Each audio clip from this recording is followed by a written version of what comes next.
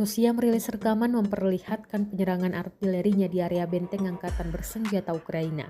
Rekamannya beredar di Telegram pada Sabtu 8 Juni 2024. Dalam keterangan unggahan disebutkan, prajurit Brigade Altai Rusia mulai memasuki posisi angkatan bersenjata Ukraina di bawah tembakan artilerinya. Akibat diberondong tembakan artileri, tentara angkatan bersenjata Ukraina yang mempertahankan garis parit pertama mulai mundur di sepasang sabuk hutan.